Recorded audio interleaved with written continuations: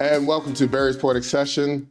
Today we have a special guest in the studio, and today I want to present a clinical psychologist in training, the fabulous Tiffany Stewart, who will be presenting today. Thank you. Hello, I'm Tiffany Stewart. I'm a clinical psychologist in training at Miami University, Oxford. And today I'm going to be presenting about racialized fatphobia. Before we get started, I want to give a land acknowledgement. This land is was traditionally owned by the Shawnee and Miami tribes, and we want to thank them for letting us use this land today. So to get started, the name of our presentation is Overlooked Oppression, Addressing Weight Stigma by Understanding Racialized Fatphobia. The authors of this are myself, Dr. Stephanie Campbell, who works at the Department of Health in Hawaii, and Patrice Leverett. Dr. Patrice Leverett works at Loyola University in Chicago. This was presented by the three of us at the National Multicultural Conference and Summit in 2024 in Santa Fe, New Mexico. Next slide, please. The need and our why. So you're a person with a body. You work with folks with bodies. And as with other areas of implicit bias, dismantling prejudice requires education and work. This is a liberatory social justice work, and the ubiquity of body-related stressors and challenges means that we should all be attentive to intersectional issues of race and weight-based oppression. Next slide, please. My request is that you be gentle with yourself, be gentle with others if you decide that you want to discuss this with other people. Shame, blame, and guilt are barriers to equity. And this is a quote by Shelby Gordon. And you can follow her on Instagram at fit.flexible.fluid. Another disclaimer, content may be unfamiliar and completely counter to your long-held beliefs about race and or weight. So please approach this disagreement in your mind with openness and give yourself some space and time to think about the information that you get here. Next slide. Racialized anti-fatness. Next slide. So intersectionality can be all of these things. And one thing about this model, it's kind of like the Brofenbrenner's model, where it shows all of the intersections that we as humans have. Intersectionality is a lens through which you can see where power comes and collides, where it locks and intersects. It is the acknowledgement that everyone has their own unique experiences of discrimination and privilege.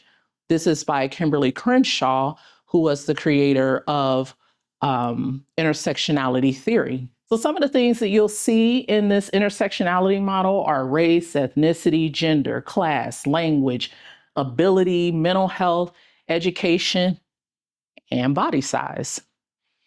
Next slide, please. This is a video by Sabrina Strings. This, in the presentation, I'm only doing like the first 1 minute and 30 seconds of it. Sabrina Strings is the author of Fearing the Black Body, The Racial Origins of Fatphobia. And she talks about this, how we went from being, people being voluptuous in Europe, and that meant class and status and richness, and how it then turned into gluttony, particularly when it comes to Black women. And this intersected with the slave trade. So take a moment to view this.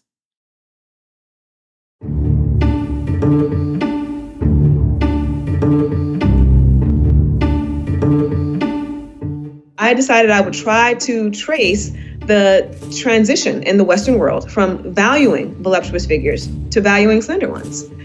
And what I found was that it had everything to do with the growth of the slave trade.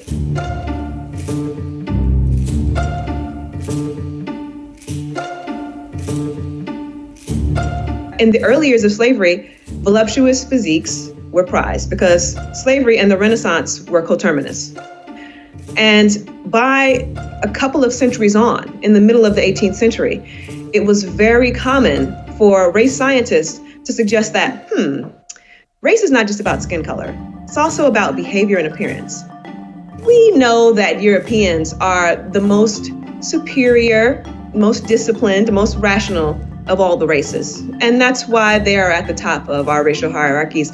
But we also think that Black people are overly sensuous. They love sex. They love food. And as a result, they are chock full of venereal diseases and they are overweight. So from this, we have the seedlings of our current aesthetic system, which suggests that white, slender bodies, especially women's bodies, are valuable. But fat bodies, and especially fat Black bodies, are worth denigration.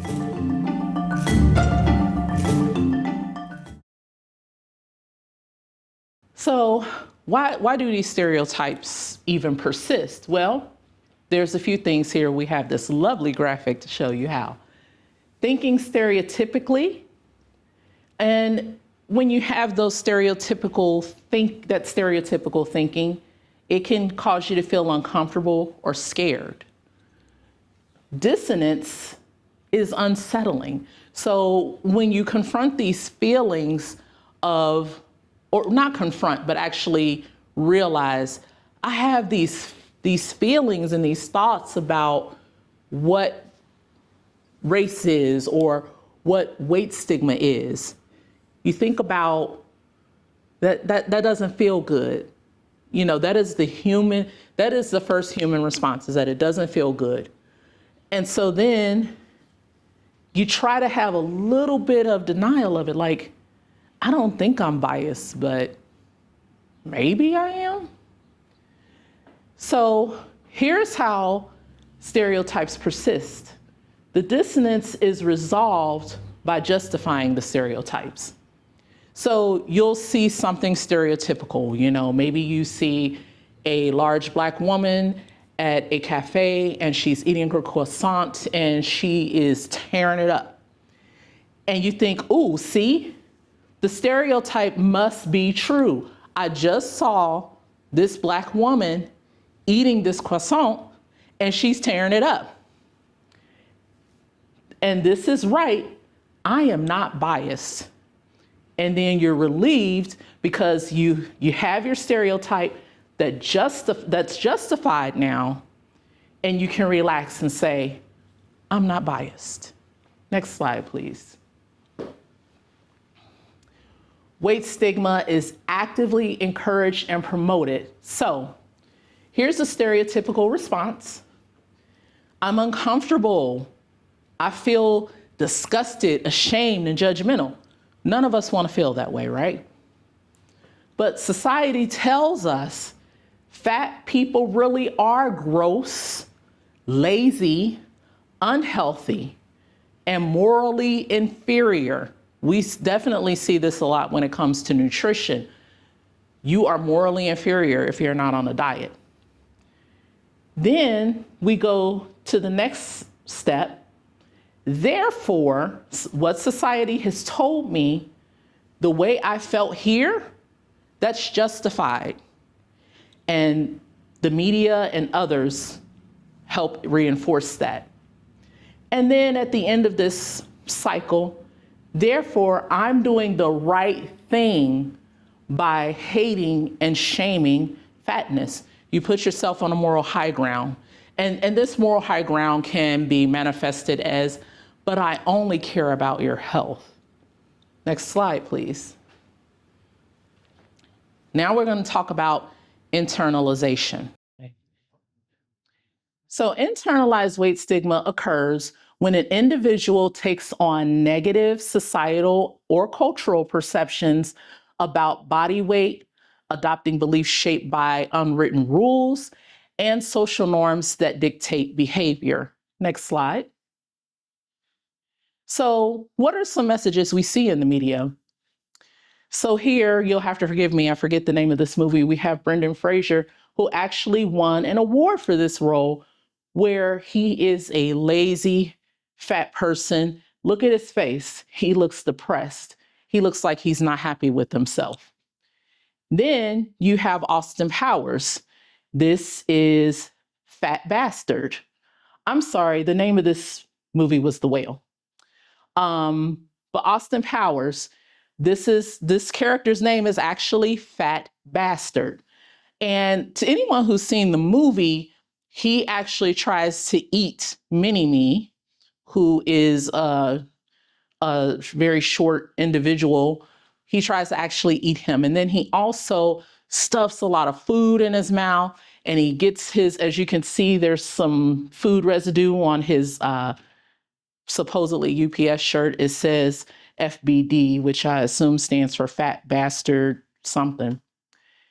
Oh, and then this one, the overweight, over-sexualized Black woman attacking this poor man who does not want her advances. This is what Sabrina Strings talked about in the video about Black people being seen as gluttonous and overly obsessed with sex. Next slide, please. So this is a post by Dr. Kara Niem Diop. She's a nutritionist. You can see here her handle on Instagram is black.nutritionist. I recommend that you follow her content. But I posted this meme that she made, and it reads, "Obesity is not killing Black women. Using a racist tool like BMI to justify oppression does. Eat your mac and cheese with no shame. Decolonize your plate." Now, when I put this on Facebook, it prompted the responses on the following slides. I will warn you that these slides can be viewed as kind of scary to people in larger bodies. But I will explain why it's not as scary as it seems at the end. Next slide, please. So this is stigma from actual medical professionals. These are actual comments from that post. These comments are from a cardiac nurse. It's harder to move them, meaning people in larger bodies, because they weigh more. Do you know how many nurses and techs get hurt at work trying to move obese patients? Imagine you having to push and pull 500-pound weights at the gym. Another comment by the same person: "Most of my Black patients are too young to be as sick as they are. We need to be better educated about what we eat." The cardiac nurse is a Black woman in a larger body. Next slide, please. More about stigma from medical professionals. This is from a military medic. He said, "Certain foods that you call cultural contribute to obesity, and obesity is a major health problem in Americans in general and in African Americans specifically." And he said, in response to saying fat phobia, "That's like saying I'm sugar phobic if I tell someone they have diabetes." The military medic is a Black male in a straight-sized body. Next slide, please. This is more from the cardiac nurse. She says, "Obesity becomes a huge problem if you end up in the hospital. If you can't move, you will get bed sores, which will lead to infections, sepsis, and death." And again, she says, "Personal responsibility goes a long way. There is no reason to be 400 pounds. And when I said she was fat shaming, she said, "Girl, ain't nobody fat shaming enough. Telling people to take personal responsibility for their health is not fat shaming." Now, before we go to the next slide, I want to talk about the thing that might be scary. This is something here that was very scary to me when I first read it, because it made me feel that what she was saying was that it's a death sentence to be fat and hospitalized, right? But one thing that I did have the wherewithal to do at the time, I talked to people in the medical field. They said that if you can't move these people, number one, you get help. I mean, duh. Two, the bed sores, then people can get bed sores as well, leading to infectious sepsis and death. What I have heard from other medical professionals is that they would get in so much trouble for deliberately doing that to people, talking about they couldn't move them. So this is not to say that people don't have these attitudes, because they absolutely do. But this is a little over embellished to scare us. Next slide, please. So I did an interview with fat Black women, and these are some of the things that I found. Internalized weight stigma communicated through messaging comes from many sources in many settings. So I interviewed 16 women in a qualitative interview, semi-structured, and we talked about all of these things. So in schools, for example, one woman told me that she lost her athletic scholarship because she gained weight. As a result, she was unable to finish school because she could not afford college without that scholarship. It took her over 20 years to get back into school and finish her degree just because of that. Romantic relationships. Several of the women told me that they dated men who did not like their weight. So one woman told me that a man that she was seeing told her he couldn't take her out in public unless she lost weight. Another told me that her boyfriend would buy her beautiful, expensive clothes, but he would buy them in smaller sizes, challenging her to lose weight to fit into those clothes. When it came to family, one person told me that she had to go to a friend's house to eat because she had been to the doctor and they told her mother that she had childhood obesity. So her mother, being afraid, tried to curb her appetite, but she had siblings who were thinner who got to eat more than her. So they would sneak food to her. And then when they got caught, they got in trouble. So she would go to the friend's house telling her mom she was there to play when she was really there to eat because she was still hungry. Workplace. One person told me she is a nurse, and she said that she told her supervisor, I think that you are giving me more hours than my white counterparts, and I don't think that's fair. And the supervisor told her that maybe she couldn't handle the workload because she was overweight. Next slide. Health. Next slide. Defining health. So, according to the WHO, the World Health Organization, health is the state of complete physical, mental, and social well-being, and not just the absence of disease or infirmity. Next slide.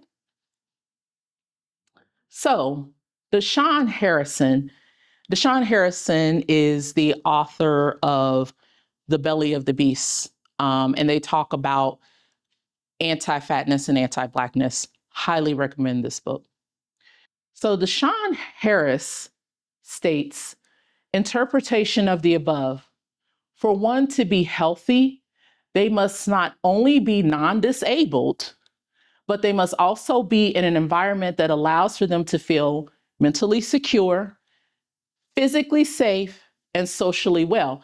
And as such, this means that Black people, especially those of us who exist with multiple marginalized identities, are always already unhealthy because we're always already unsafe. Next slide, please. Simplifying the complex BMI. So here are a couple of cartoons that demonstrate how people in larger bodies feel when they go to the doctor's office. So, doctor, I've been impaled. Well, you'll feel better if you lose some weight. And this next one, this woman is checking her weight and she says, according to this, I'm under height. Next slide, please. So, BMI origins. Let's talk about the modern form of BMI that we encounter today. The BMI, as we know it today, was created by Ansel Keys in 1972. What you're seeing here is who the population was for this, the percentage of races, well, the actual number of people, and then over here you'll see the race. So, for instance, he had University of Minnesota students, had Bantu peoples, Japanese farmers, some people from East Finland, some people from Italy. Now, here's the issue with the BMI. We know that the BMI, body mass index, is used in our medical situations now. So it determines our risk factors for certain diseases. But the issue is it's not made for everyone. So let's take a look at the participants. Black people make up 1.6% of this population. Japanese, 13.9%. White, 84.5%. And they're all men. There are no women in this at all. So if you are a woman, not made for you. If you're Japanese, not made for you.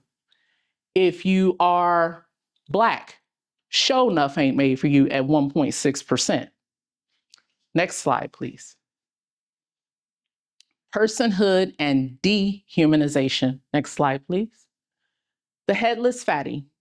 So you see these people here. You've got the first woman here walking, and it looks like she's having a little trouble, right? Then you have this person over here trying to button their pants, and they're having a hard time. Have another person here eating their lunch, and looks like they're having something, quote unquote, unhealthy. This is what we call the headless fatty. The body becomes symbolic. We are there, but we have no voice, not even a mouth, and a head, no brain, no thoughts or opinions. Instead, we are reduced and dehumanized as symbols of cultural fear. The body, the belly, the arse, food. This is a quote by Dr. Charlotte Cooper. And so one of the things that I want you to think about when looking at these pictures is that if we saw the faces of these people, let's take this one, for example. Say we saw this woman and we saw her face.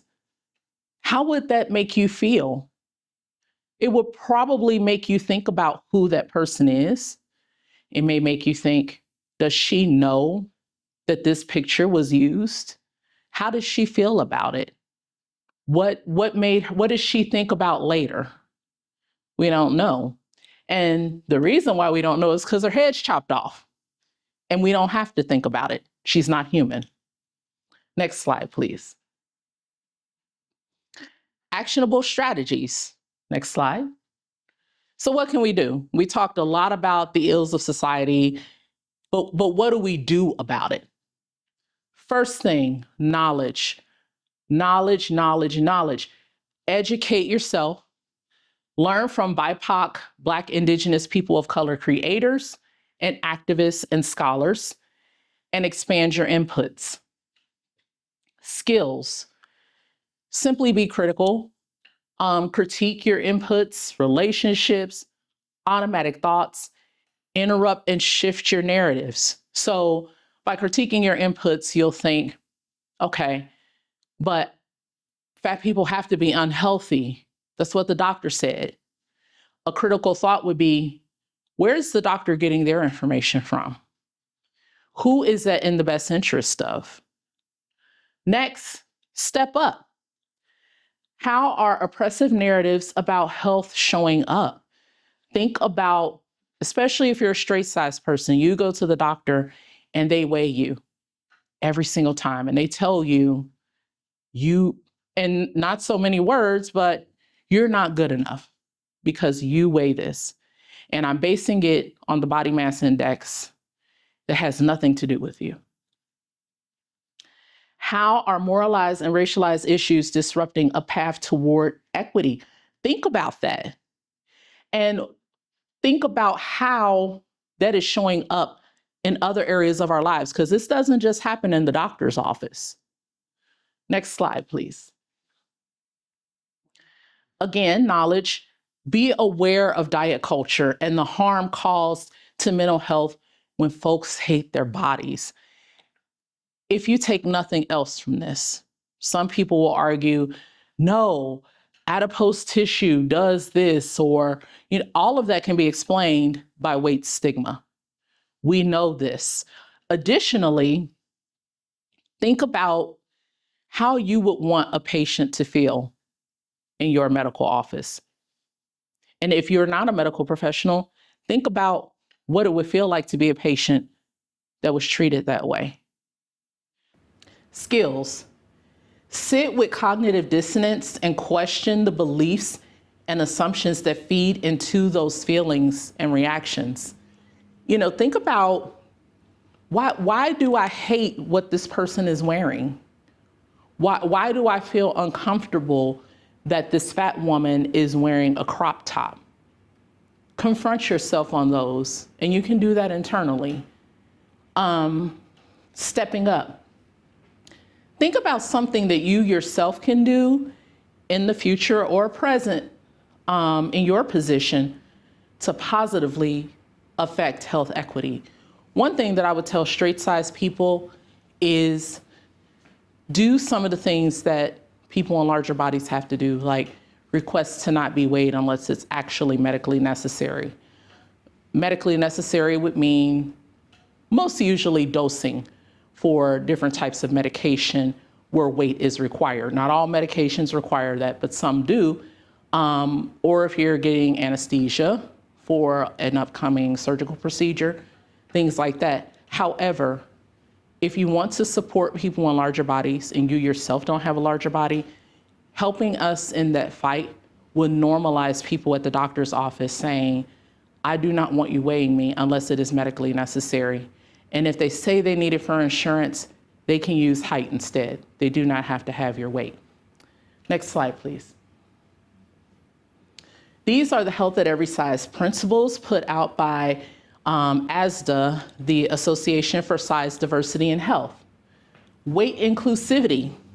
What this means is looking at health free of weight, because weight is not an indicator of health. Eating for well-being. So instead of being on restrictive diets where you're gonna cycle every time, restrict, binge, restrict, binge, restrict, binge, that is harder on your body than just having a balanced diet of the foods that you enjoy every day. So a balanced diet meaning you want a burger, eat your burger.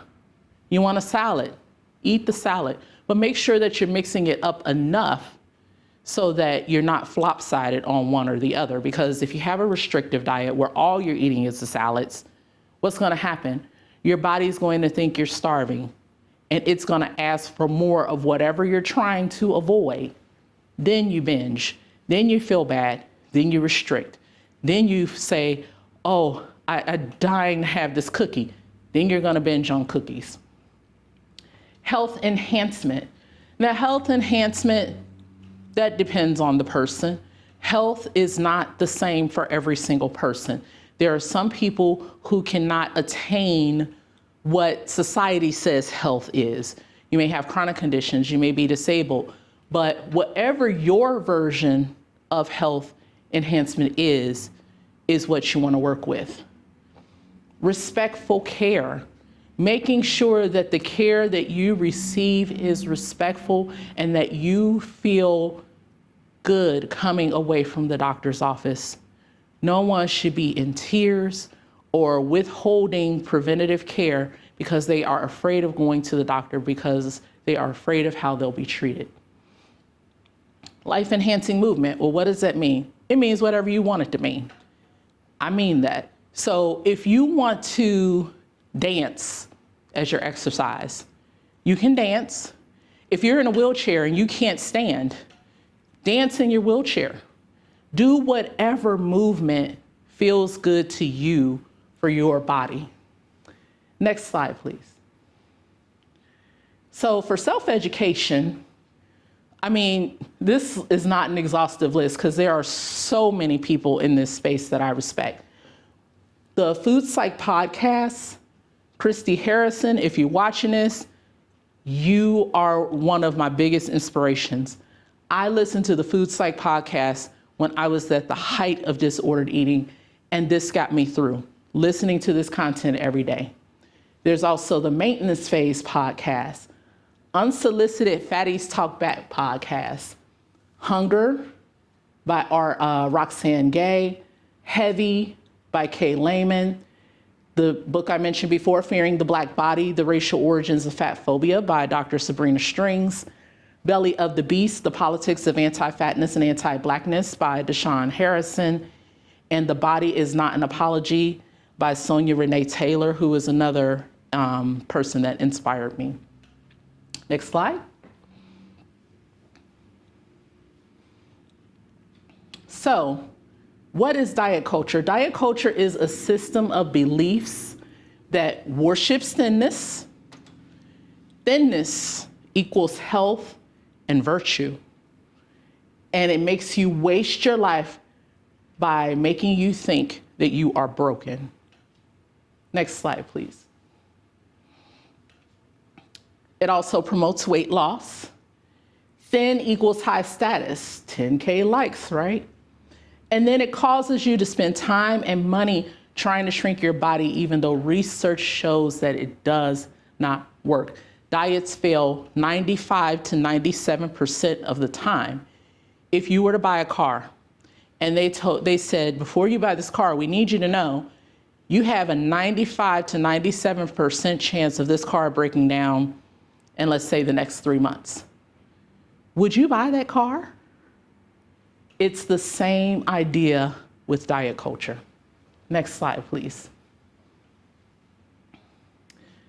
Diet culture is a system of beliefs that oppress people who don't match with its supposed picture of health, which disproportionately harms women, femmes, trans folks, people in larger bodies, people of color, and people with disabilities, damaging both their mental and physical health. Next slide, please. So how do we resist diet culture? 1, bodies, food, and fat are not good or bad. Instead, consider food and bodies and fatness as neutral. It just is. So you may have heard me say the word fat, and some of you may feel kind of funny about that. But the reason why I say that is because fat is nothing but a descriptor. Fat is the same as blue, brown, tall. Understand that there is a complexity around food culture and access. So for instance, you may want to tell people, well, you have to eat, this fresh fruit. You have to be able to eat that. What if you don't have access to refrigeration? What if you can't afford food and you can only afford what is given to you? There is a lot of privilege in being able to choose the food that we eat. Movement is not a punishment. Engage in movement that actually brings you joy, and don't engage in movement simply to work off a meal. Move because you want to. Move because it feels good to your soul. All people are valuable, not based on body size. Consider a person's full humanity. Think about those headless fatties that we talked about earlier. Think about that person. Put a face on them. And think about how you would feel looking them in the face and saying the things that society tells us. Decouple worth from thinness. Do not assume that just because a person is thin, that they are more worthy. You are not worth more or less being thin or large. You just are.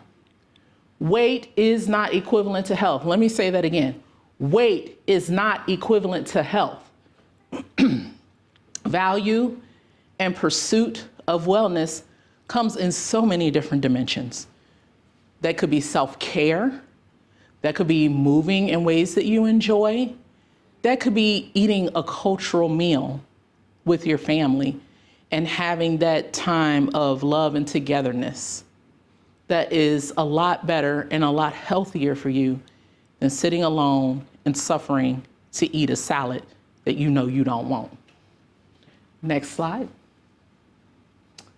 So this is the end.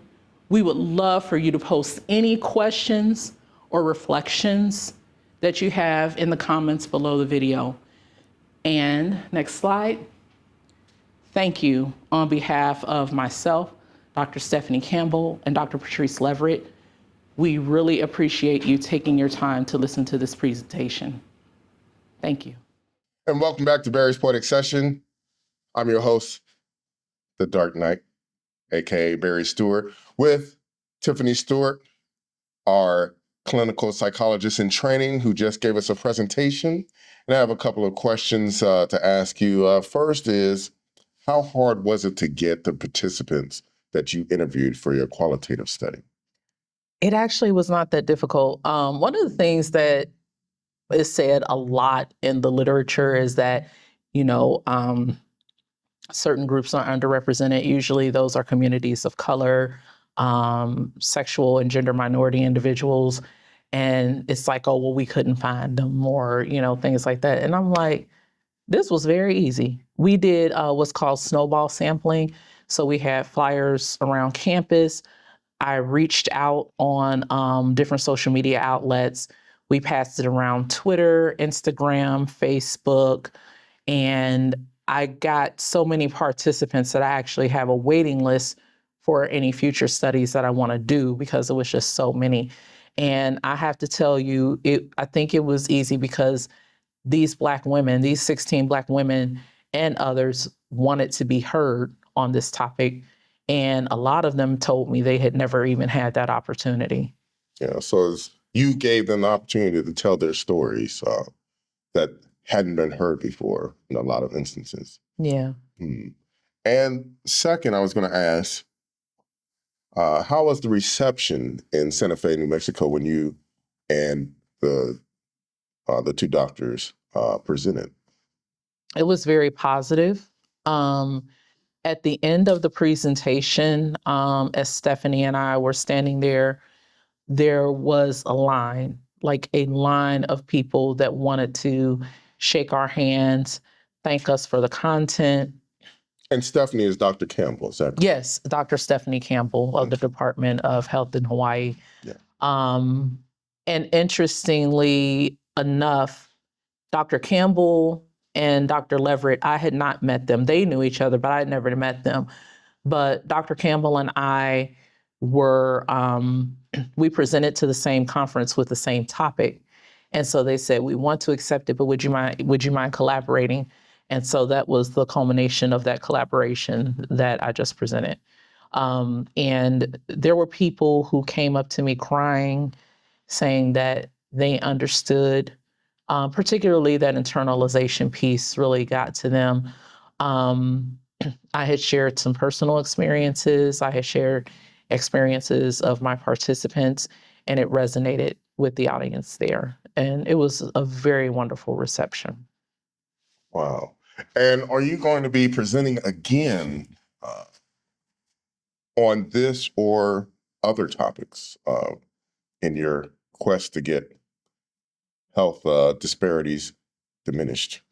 So I don't have an exact date yet for any other presentations at the moment, but I will definitely be submitting to different conferences as they come out up throughout the year.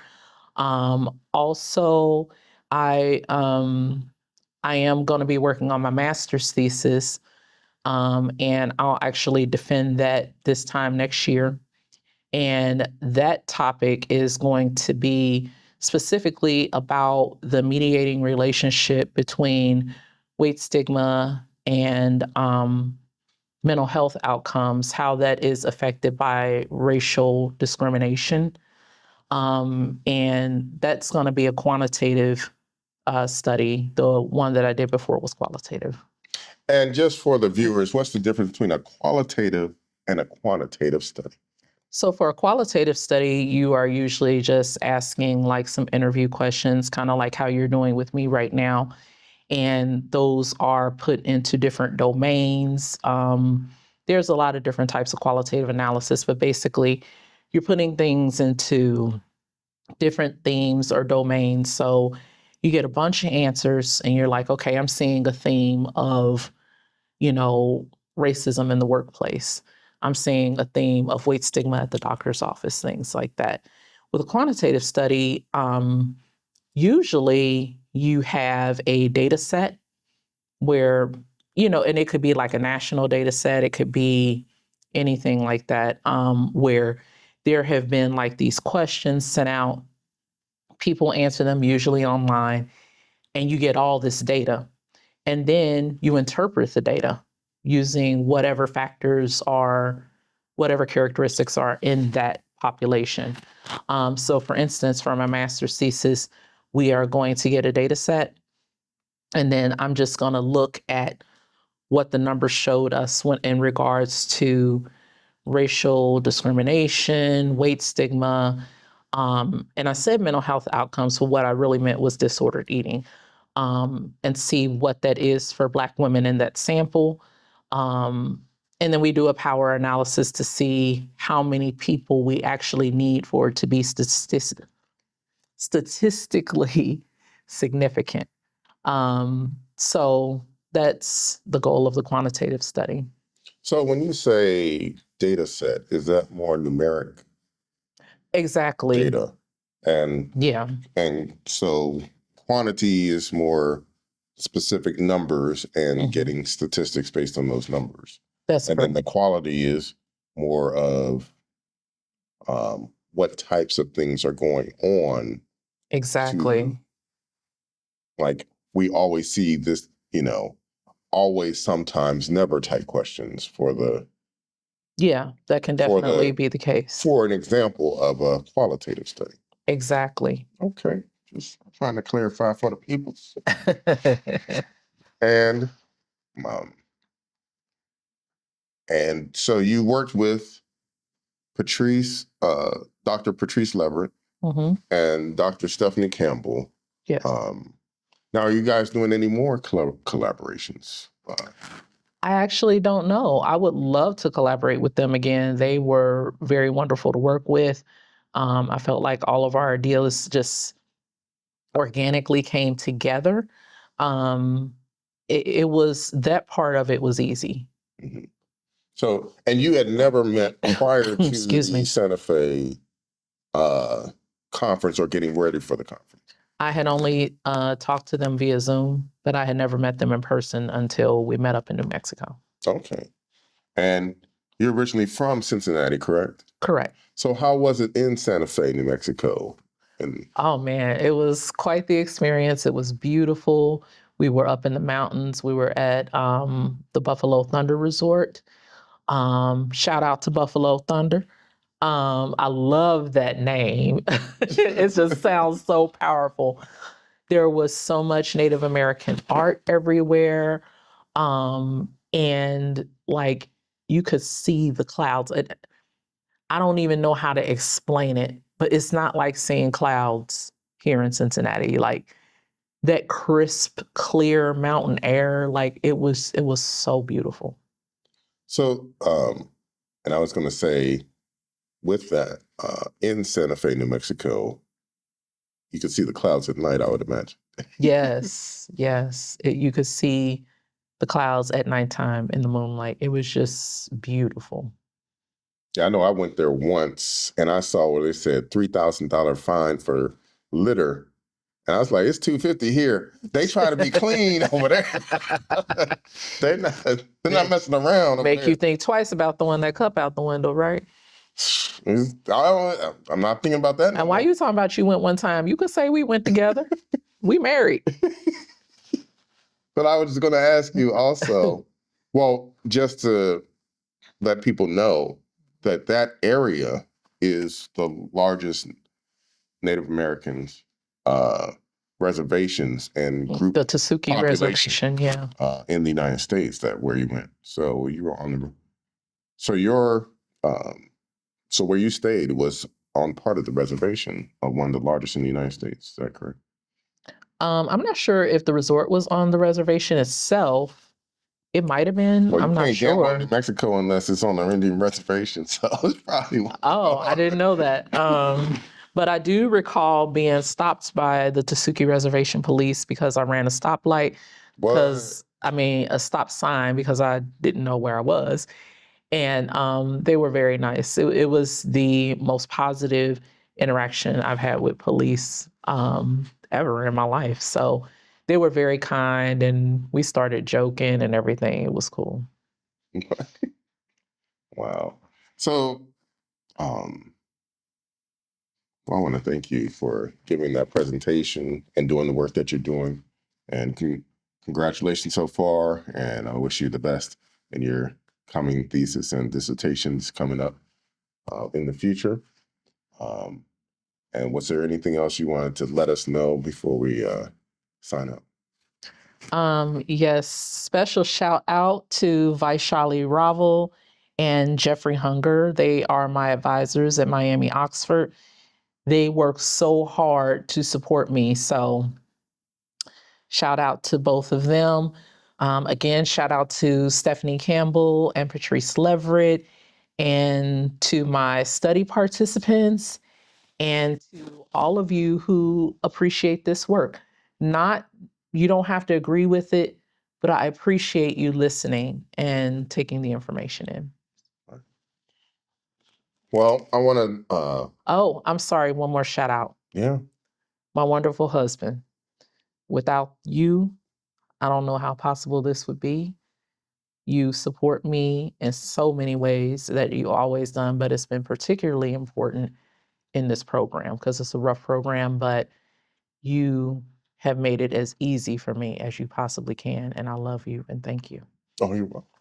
Well, I want to shout out your cohorts, your peers in the program of the clinical psychology and taking care of you and working with you. As Maggie, Bobby, Rachel, Connor, and Casey. We will see you next time on Barry's Poetic Session, Relationship Show.